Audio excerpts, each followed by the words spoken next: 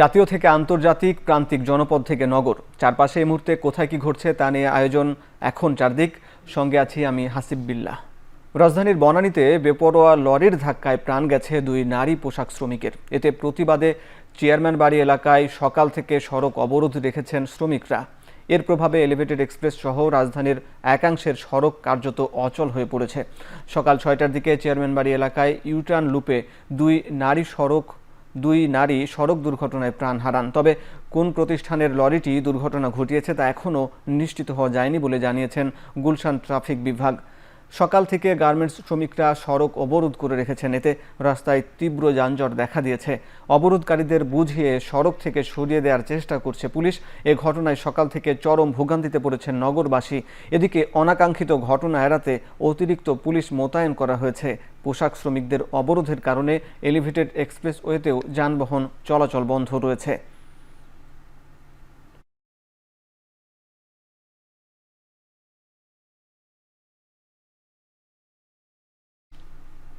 জাতীয় ঐকমত্য কমিশনের কারণে আগামী সংসদ নির্বাচন অনুষ্ঠানে কোনো বিঘ্ন সৃষ্টি হবে না বলে মনে করেন কমিশনের কো চেয়ারম্যান অধ্যাপক ডক্টর আলী রিয়াজ। গণপরিষদ ও জাতীয় নির্বাচন একসাথে সম্ভব বলেও মনে করেন তিনি। সকালে জাতীয় সংসদ ভবনের এলডি হলে সংবাদ সম্মেলনে তিনি বলেন, ৬টি সংস্কার কমিশনের সুপারিশের বিষয়ে ১৩ মার্চের মধ্যে মতামত জানাতে হবে রাজনৈতিক দল ও জোটগুলোকে। নির্বাচনের আগে অধ্যাদেশের মাধ্যমে, ২ নির্বাচনের আগে গণভোটের মাধ্যমে, ৩ নির্বাচনের সময় গণভোটের মাধ্যমে, ৪ গণপরিষদের মাধ্যমে, ৫ নির্বাচনের পরে সাংবিধানিক সংস্কারের মাধ্যমে এবং ৬ গণপরিষদ এবং আইনসভা হিসেবে নির্বাচিত সংসদের মাধ্যমে। এসব ঘরের যে কোনো একটিতে টিক চিহ্ন দিয়ে মতামত দিতে অনুরোধ জানানো হয়েছে। আগামী ১৩ই মার্চের মধ্যে রাজনৈতিক দল এবং জোটগুলো তাদের মতামত আমাদেরকে জানাবেন। জনরোষের চাপে রোববার গভীর রাতে রিমান্ড শুনানি হলো মাগুরায় শিশু ধর্ষণ মামলার আসামিদের। পরে ঘটনায় প্রধান আসামি হিটু শেখের ৭ দিনের রিমান্ড মঞ্জুর করেছেন আদালত। এছাড়া বাকি ৩ আসামির প্রত্যেককে ৫ দিন করে রিমান্ড দেওয়া হয়। রোববার আসামিদের জেলা ও দায়রা জজ আদালতে তোলার কথা থাকলেও পরিস্থিতি উত্তপ্ত থাকায় গভীর রাতে শুনানি হয়। মামলার তদন্তকারী কর্মকর্তা জানান, সব আসামির ৭ দিনের রিমান্ড চাওয়া হলে বিচারক মূল অভিযুক্ত হিটু শেখকে ৭ দিন ও বাকি ৩ আসামির ৫ দিন করে রিমান্ড মঞ্জুর করে। এর আগে গতকাল ধর্ষকের বিচারের দাবিতে আদালত প্রাঙ্গণে বিক্ষোভ সমাবেশ করে মাগুরা বৈষম্য বিরোধী ছাত্র আন্দোলন।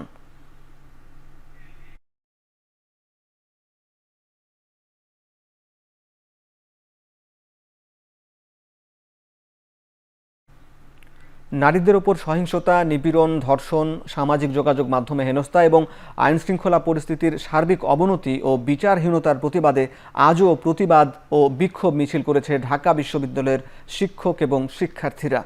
সকাল থেকে বিজ্ঞান, কলা ও ব্যবসায় শিক্ষা অনুষদের বিভিন্ন বিভাগের শিক্ষার্থীরা মিছিল নিয়ে জড়ো হতে থাকে রাজু ভাস্কর্যের সামনে। এ সময় ধর্ষকের সর্বোচ্চ শাস্তির দাবিতে স্লোগানে ক্ষোভ প্রকাশ করেন শিক্ষার্থীরা। নারী শিক্ষার্থীরা রাস্তায় অনিরাপদ উল্লেখ করে দ্রুত আইনশৃঙ্খলা পরিস্থিতি স্বাভাবিক করার দাবি জানায়। বিক্ষোভ সমাবেশে ধর্ষণের সাথে জড়িতদের দ্রুত বিচারের দাবিও জানান তারা। এদিকে দ্বিতীয় দিনের মতো আজও ক্লাস এবং পরীক্ষা বর্জন করেছে ঢাকা বিশ্ববিদ্যালয়ের শিক্ষার্থীরা। বিচার নিশ্চিত না হওয়া পর্যন্ত তাদের এই প্রতিবাদ কর্মসূচি চলবে বলেও জানান তারা।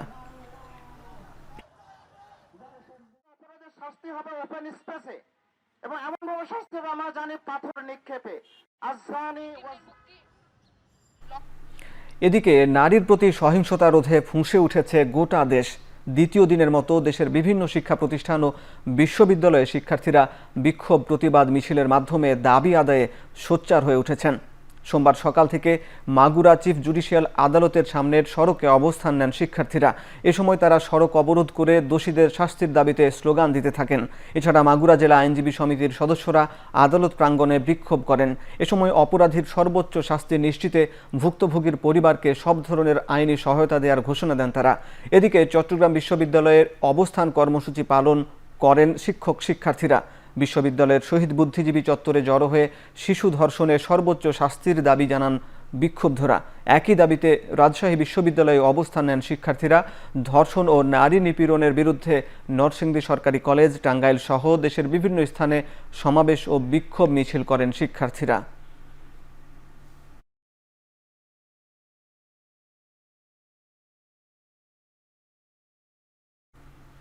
দেশে ধর্ষণের মতো ঘটনা বাড়ার কারণ হিসাবে প্রশাসনিক দুর্বলতাকে দায়ী করছেন বিএনপি নেতারা।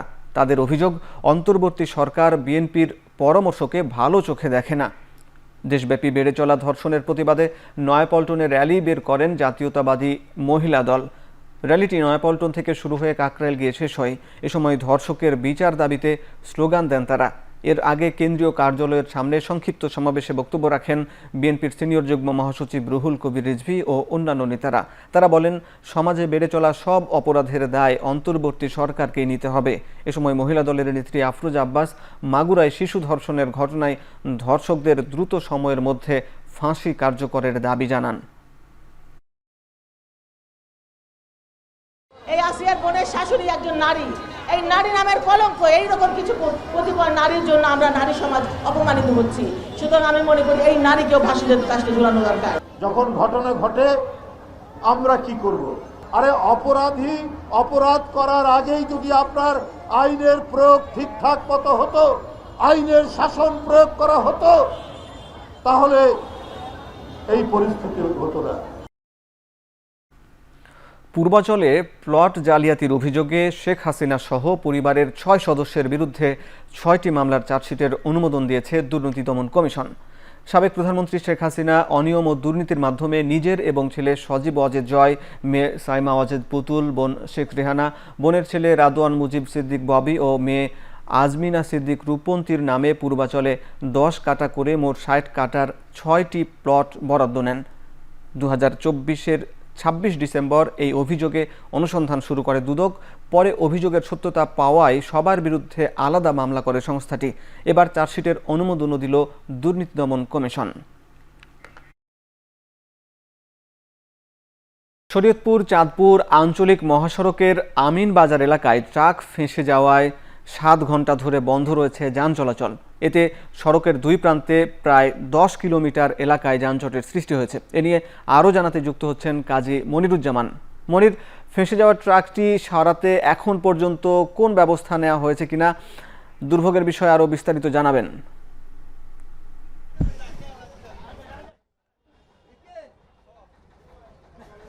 হ্যাঁ হাসিব, মূলত যে ব্যবস্থা নেওয়া হয়েছিল পুলিশের পক্ষ থেকে, পুলিশের একটি র্যাকার যেই যানবাহনটি অর্থাৎ ট্রাকটি বিধ্বস্ত হয়েছিল, সেই ট্রাকটিকে উদ্ধার করার জন্য এসেছিল। সেই র্যাকারটি কিন্তু সকাল 9টা থেকে বিকল হয়ে মনোহর বাজার এলাকায় বসে আছে এবং সেটিকে মেরামতের কাজ কিন্তু প্রশাসনের পক্ষ থেকে করা হচ্ছে, পুলিশ প্রশাসনের পক্ষ থেকে।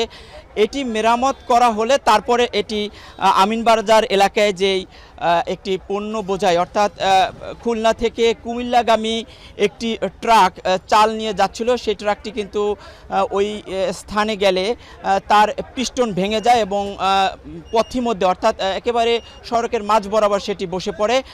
সব দুই পাশেই সড়কের উভয় প্রান্তেই কিন্তু যানবাহন ধীরে ধীরে জমতে থাকে এবং এখন আমরা বলতে পারি যে উভয় প্রান্ত মিলে প্রায় 10 কিলোমিটার এলাকা জুড়ে সব ধরনের যান চলাচল অনেকটা বন্ধ হয়ে গেছে। ভোগান্তি কিন্তু চরমে।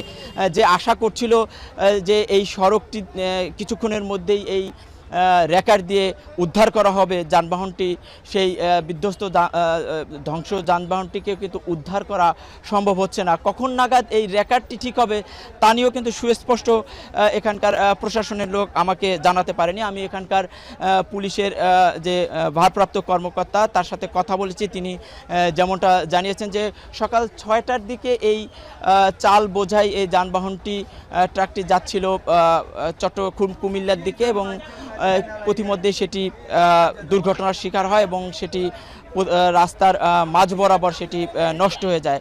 হাসিব, আপনাকে জানিয়ে রাখি খুলনা থেকে সব ধরনের যানবাহন এখান দিয়ে বিশেষ করে চট্টগ্রাম যাতায়াত করে, অর্থাৎ দক্ষিণাঞ্চলের 21 জেলার সাথে চট্টগ্রামের একটি সহজ যোগাযোগের মাধ্যম কিন্তু এই শরীয়তপুর অংশ, শরীয়তপুর চাঁদপুর। এই সড়কটি দীর্ঘদিন ধরে কিন্তু মেরামতের করে আসছে, কিন্তু বারবার এই সড়কটি বেহাল দশার কারণে কিন্তু প্রায় এরকম যানবাহন বিকল হয়ে যাচ্ছে, ভোগান্তিতে পড়ছেন যানবাহন চালকরা এবং যানজট সৃষ্টি হচ্ছে। আজও কিন্তু সেরকম একটি ঘটনা ঘটেছে। এই উদ্ধার কাজ কখন নাগাদ শুরু হবে আর কখন নাগাদ মানুষের এই ভোগান্তি শেষ হবে তা কিন্তু এখনো সুস্পষ্টভাবে কোনো কেউই বলতে পারছে না। হাসিব। শরীয়তপুর থেকে যানজটের খবর জানাচ্ছিলেন সহকর্মী কাজী মনিরুজ্জামান। এদিকে ভোররাতে রাজধানীর তেজগাঁও, ধানমন্ডি, শাহবাগ ও নিউ মার্কেট থানা পরিদর্শন করেছেন স্বরাষ্ট্র উপদেষ্টা জাহাঙ্গীর আলম চৌধুরী। পরিদর্শনের সময় স্বরাষ্ট্র উপদেষ্টা থানার ডিউটিরত আইন শৃঙ্খলা বাহিনীর সদস্যদের দায়িত্ব পালনে আরও তৎপর, সজাগ ও সতর্ক থাকার নির্দেশ দেন। তিনি বলেন, যারা সংঘবদ্ধভাবে মব তৈরি করছে, চুরি, ছিনতাই, চাঁদাবাজি করছে এবং ধর্ষণ, নারী ও শিশু নির্যাতন সহ বিভিন্ন অপরাধমূলক কর্মকাণ্ডের মাধ্যমে আইন শৃঙ্খলা পরিস্থিতির অবনতি ঘটাচ্ছে, তাদেরকে যে কোনো মূল্যে আইনের আওতায় আনা হবে, কাউকে ছাড় দেওয়া হবে না। তিনি এ সময় বিভিন্ন অপরাধ ও আইন শৃঙ্খলা বিঘ্নকারী কার্যক্রম রোধে আইন শৃঙ্খলা বাহিনীকে আরও কঠোর হবার নির্দেশ দেন। সকালের দিকে চিন্তাগুলি কিন্তু একটু বেশি থাকে, এরা যেন সবসময় ভিজিলেন্ট থাকে এবং তাদের একটু ওয়েলফেয়ার সম্বন্ধে একটু জানা, তাদের সেরি ঠিক মতো খাওয়া হচ্ছে কিনা, সেরি খাওয়া এগুলি দেখা।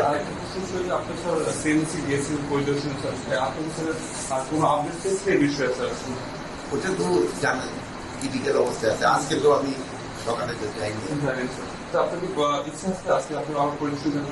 আজকে আমি ভেদ হয় কি ওই সিসিউতে বারবার ঢোকাটা কিন্তু ওই হয় না, তবু আমি খবর নিয়ে পাচ্ছি। দেশে আলাদা সড়ক দুর্ঘটনায় নিহত হয়েছেন 6 জন। এ সময় আহত হয়েছেন অন্তত আরও 5 জন। সকাল 10টার দিকে ময়মনসিংহের ফুলপুরে ট্রাক চাপায় সিএনজি চালিত অটোরিকশার 3 যাত্রী নিহত হন। এ সময় আহত হন চালকসহ আরও 3 জন। আহতদের আশঙ্কাজনক অবস্থায় ময়মনসিংহ মেডিকেলে পাঠানো হয়েছে। ফায়ার সার্ভিস জানায়, সিএনজি অটোরিকশাটি দুমড়ে মুচড়ে গেছে। এদিকে ভোর 6টার দিকে টাঙ্গাইলের কালীহাতিতে গাড়ির ধাক্কায় মোটরসাইকেলের চালকসহ 2 জন নিহত হন। তাৎক্ষণিকভাবে নিহতদের নাম পরিচয় পাওয়া যায়নি। এদিকে চাঁপাইনবাবগঞ্জ রাজশাহী মহাসড়কে 2 ট্রাকের মুখোমুখি সংঘর্ষে সাদ্দাম হোসেন নামে এক ব্যক্তি নিহত হয়েছেন। এ সময় আহত হয়েছেন আরও 2 জন।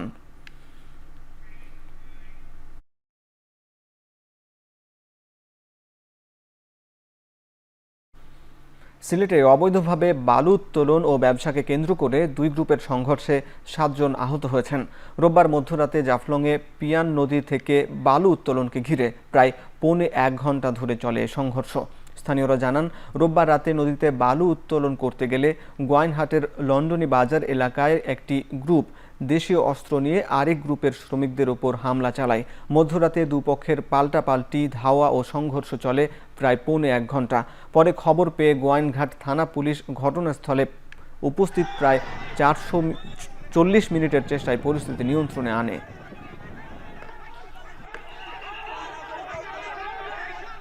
প্রায় 86% ভোট পেয়ে কানাডার লিবারেল পার্টির নেতা ও প্রধানমন্ত্রী হচ্ছেন মার্ক কার্নি।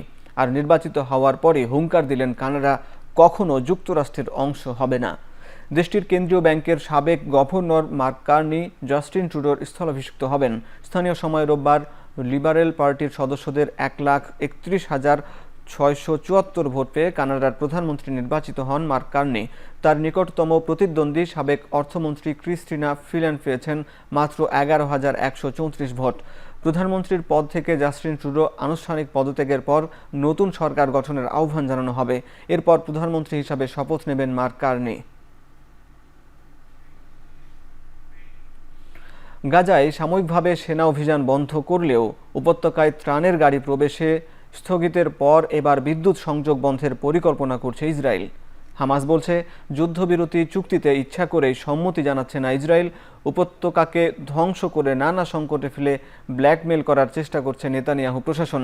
এদিকে অবরুদ্ধ পশ্চিম তীরে ভয়াবহ আগ্রাসন অব্যাহত রেখেছে ইসরায়েলি প্রতিরক্ষা বাহিনী। কয়েকটি স্থানে দখলদারদের সঙ্গে ফিলিস্তিনি যোদ্ধাদের সংঘর্ষ হয়েছে।